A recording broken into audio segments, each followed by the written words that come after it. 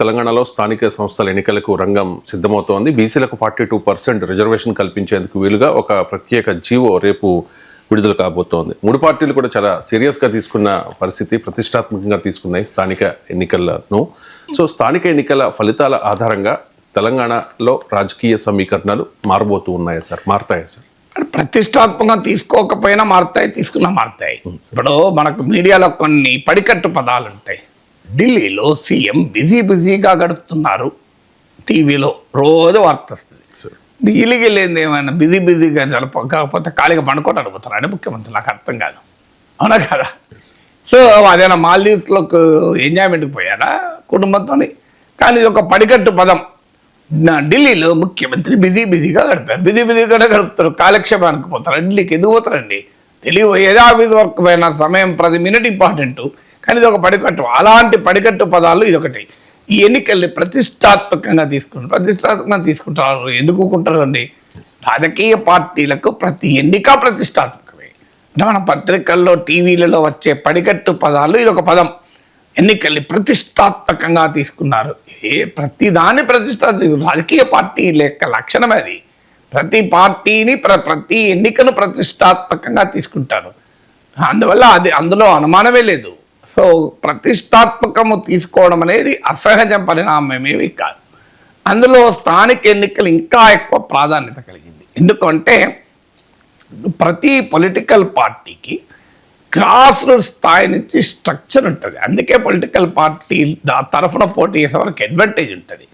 ఇండిపెండెంట్గా పోటీ చేస్తే ఎంత పాపులారిటీ ఉన్నా ఎమ్మెల్యే ఎన్నికల్లో, ఎంపీ ఎన్నికల్లో గెలవలేరు. ఇది నాకు పర్సనల్గా నాకే కాదు, చాలామందికి అనుభవం ఇది. సో ఇండిపెండెంట్గా పోటీ చేసి ఎన్నికల్లో గెలవడం అనేది దాదాపు భారతదేశంలో అసాధ్యం. అన్లెస్ ఏదో ఒక పొలిటికల్ పార్టీ అప్రకటిత బ్యాకింగ్ ఉంటే తప్ప. ఎందుకు అంటే ఈ పొలిటికల్ పార్టీకి ఉండే స్ట్రక్చర్ రీత్యా, పొలిటికల్ పార్టీకి ఉండే స్ట్రక్చరు ఛేదించి గెలవడం అనేది మామూలు విషయం కాదు. నేను ఫస్ట్ టైం ఎమ్మెల్సీ అయ్యాక చంద్రబాబు నాయుడు ఒక ఫస్ట్ టైం గుర్తులేదు, కానీ ఎమ్మెల్సీ అయ్యాక వాళ్ళ ఎమ్మెల్యేల క్లాస్ చెప్పడానికి పిలిస్తే నేను క్లాస్కి వెళ్తే నన్ను ఇంట్రడ్యూస్ చేస్తూ చంద్రబాబు నాయుడు వాడిన మొదటి పదం అదే. మనలాంటి బలమైన రాజకీయ పార్టీలకుండే స్ట్రక్చర్ను కూడా అధిగమించి ఇండిపెండెంట్గా గెలిచా నాగేశ్వరరావు నన్ను ఇంట్రడ్యూస్ చేసి నాకు ఇప్పటికి గుర్తుంది. అందువల్ల ఆ బలమైన స్ట్రక్చర్ అనేది చాలా ఇంపార్టెంట్ రాజకీయాల్లో. అందువల్ల ఈ స్థానిక ఎన్నికలు ఆ బలమైన పొలిటికల్ స్ట్రక్చర్ ఏర్పాటు చేసుకోవటానికి కీలకం. ఎందుకంటే అల్టిమేట్గా కనెక్ట్ విత్ ద ఓటర్ ఎవరు? రేవంత్ రెడ్డికి కాదు, కిషన్ రెడ్డికి కాదు, కేటీఆర్ కాదు. కనెక్ట్ విత్ ద ఓటర్ ఎవరు? ఆ గ్రామంలో ఉండే సర్పంచ్, ఆ మండలంలో ఉండే ఎంపీటీసీ, ఆ మండలంలో ఉండే జెడ్పీటీసీ, ఆ వార్డులో ఉండే వార్డు మెంబర్. ఓటర్లతో కనెక్ట్ ఉండేది వీరు. ఓటర్లను పోలింగ్ బూత్కు తీసుకొచ్చేది వీరు. ఒక రాజకీయపరమైన వాతావరణాన్ని క్రియేట్ చేసేది వీరు. అందుకే స్థానిక ఎన్నికలు అనేది ఒక రాజకీయ పార్టీకి ఎందుకు ప్రతిష్టాత్మకం అంటే అది క్షేత్రస్థాయిలో నిర్మాణాన్ని ఏర్పాటు చేసి ఓటరుకు పార్టీకి మధ్య ఒక అనుసంధానం. అదేదంటారు చూడు, భగవంతునికి భక్తునికి అంబికా దర్బార్వతి అనుసంధానం అన్నట్లు. సో ఇదొక అనుసంధానం ఓటరుకు అలా పార్టీ, రాజకీయ పార్టీకి మధ్య. సో అందువల్ల అనుసంధానకర్తల కోసం జరిగే ఎన్నికలు ఇది రెండవది. మూడవది ఒక పబ్లిక్ పర్సెప్షన్. అంటే మీకు స్థానిక సంస్థ ఐ థింక్ సర్పంచ్ ఎన్నికల పార్టీ రహితం అనుకుంటాను, బట్ అందరికీ అర్థమవుతుంది వాళ్ళు ఏ పార్టీ అని. బట్ మిగతా అయితే పార్టీ టికెట్ పైన, సింబల్ పైన జరుగుతాయి కనుక ప్రజల్లో కూడా ఏ పార్టీ బలపడింది అనేటువంటి ఒక భావన క్రియేట్ చేస్తానికి ఇది ఉపయోగపడుతుంది. అంటే రాజకీయంగా క్వశ్చన్స్ ఏంటి? కాంగ్రెస్ శాసనసభ ఎన్నికల్లో గెలిచింది, లోక్సభ ఎన్నికల్లో కూడా తన ఆధిక్యతను ఓటింగ్ను నిలబెట్టుకుంది. ఓటింగ్ రీత్యా చూసినా 40 వచ్చాయి. సీట్ల రీత్యా చూసినా 119 అసెంబ్లీ సీట్స్లో 64 సీట్స్ కాంగ్రెస్ గెలుచుకుంది. 17 లోక్సభ సీట్లో 8 గెలుచుకుంది. అంటే అసెంబ్లీ ఎన్నికలు డిసెంబర్లో జరిగితే లోక్సభ ఎన్నికలు ఒక 6 నెలల తర్వాత జరిగినా కాంగ్రెస్ పార్టీ బలం తగ్గలేదు. సో ఆ తర్వాత ఇప్పుడు జరుగుతున్న ఏడాది పైగా మళ్ళీ 14 నెలలు 15-16 నెలల తర్వాత జరుగుతున్న ఎన్నికలు.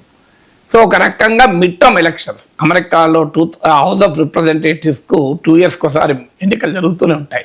సో అలా మిడ్ టర్మ్ ఎలక్షన్స్ ఇవి ఇప్పుడు 2026లో ఉన్నాయి ట్రంప్కు. సో కాంగ్రెస్ పార్టీ 2023 డిసెంబర్లో అధికారంలోకి వచ్చింది. అధికారంలోకి వచ్చిన 2 ఏళ్ల తర్వాత అంటే సరిగ్గా right in between 2 assembly elections ఎన్నికలు జరుగుతున్నాయి. అందువల్ల ఒక రకంగా ఇది ఒక రెఫరెండంగా ఖచ్చితంగా భావించలేము. ఎందుకంటే ప్రతి ఎన్నిక మన దేశంలో యునిక్. ఒక ఎన్నికను ఆధారంగా చేసుకుని మరో ఎన్నిక ఫలితాన్ని ఎప్పుడూ అంచనా వేయలేము. దానికి అనేక ఉదాహరణలు నేను అనేక సందర్భాల్లో చెప్పాను. కానీ బట్ డెఫినెట్గా ఒక రాజకీయ వాతావరణానికి ఒక రాజకీయ పవనాలు ఎటువైపు వీస్తున్నాయన్న ఇండికేషన్కు ఒక బ్రాడ్ పొలిటికల్ ట్రెండ్ను అర్థం చేసుకోవడానికి ఉపయోగపడతాయి. అందుకే రాజకీయంగా కాంగ్రెస్ పార్టీ బలముందా, కాంగ్రెస్ పార్టీ పట్ల అసంతృప్తి వ్యతిరేకతగా మారిందా, ఖచ్చితంగా కాంగ్రెస్ పార్టీ ప్రభుత్వం పట్ల అసంతృప్తి మొదలైంది కొన్ని అంశాలపైన. ఆ అసంతృప్తి వ్యతిరేకతగా మారిందా, రాజకీయంగా బైట్ చేయడం పొలిటికల్గా మూల్యం చెల్లించే పరిస్థితి వైపుగా కాంగ్రెస్ వెళ్తోందా, లేదా ప్రతిపక్షాల హడావుడేనా, ఇది తేలేదు రేపు స్థానిక ఎన్నికలు.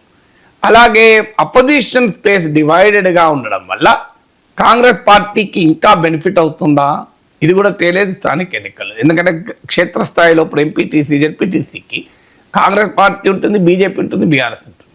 తర్వాత బీజేపీ బీఆర్ఎస్ల మధ్య ఏదైనా ఒక ఒడంబడిక క్షేత్రస్థాయిలో ఉంటుందా, వాస్తవంగా స్థానిక ఎన్నికల్లో ఏ పార్టీతోనైనా కలవచ్చు. పైకి మనం ఇక్కడ ఎన్ని చెప్పినా స్థానిక ఎన్నికల్లో చాలా విచిత్రమైన బంధాలు ఉంటాయి.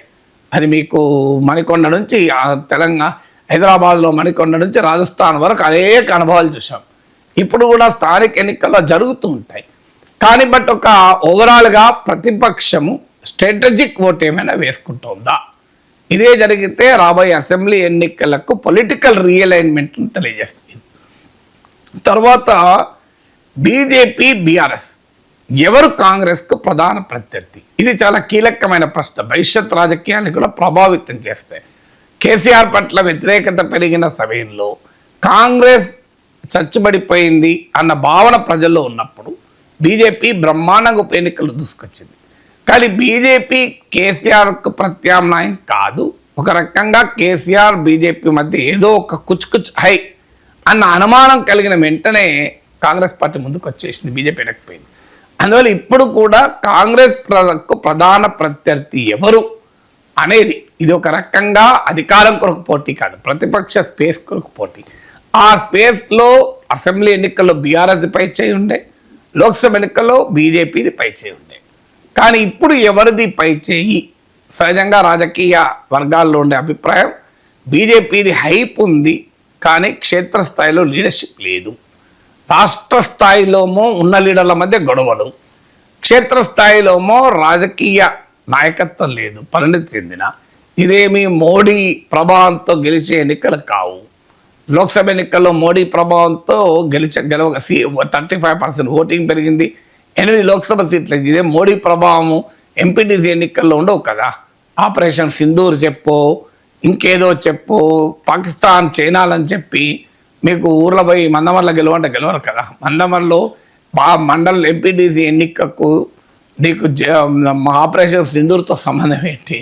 సో అందువల్ల ఎక్కడో చిన్న ఊర్లో జరిగేది చొప్పదండిలో జరిగే ఎన్నికకు మీకు చైనాతో సంబంధం ఏంటి, ట్రంప్తో సంబంధం ఏంటి?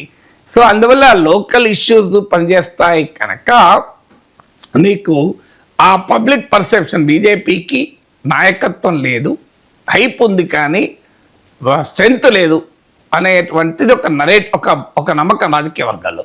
అది నిజమా కాదా అనేది కూడా తేలిపోతుంది. తర్వాత జరిగే పొలిటికల్ రియలైన్మెంట్లు ఉంటాయి. ఎందుకంటే ఒక ఎన్నిక ఒక ట్రెండ్ను తెలియజేస్తే రాజకీయ నాయకులు అటు ఇటు మారుతుంటారు. రాజకీయ నాయకులకు మీకు ఊసరవెల్లి లక్షణాలు ఉంటాయన్న విమర్శలు ఉన్నాయి. సో రాజకీయాల్లో ఉండేవాళ్ళు చాలా ఎజైల్గా ఉంటారు, మొబైల్గా ఉంటారు, రిజిడిటీ ఉండదు వాళ్ళకు. ఈ ఐడియాలజికల్ రిజిడిటీ, పొలిటికల్ లాయాలిటీ ఇవి ఏవి ఉండవు. దే ఆర్ ఎసెన్షియల్లీ కిల్లర్ ఇన్స్టింక్ట్తో పనిచేస్తారు, సర్వైవల్ ఇన్స్టింక్ట్తో పనిచేస్తారు.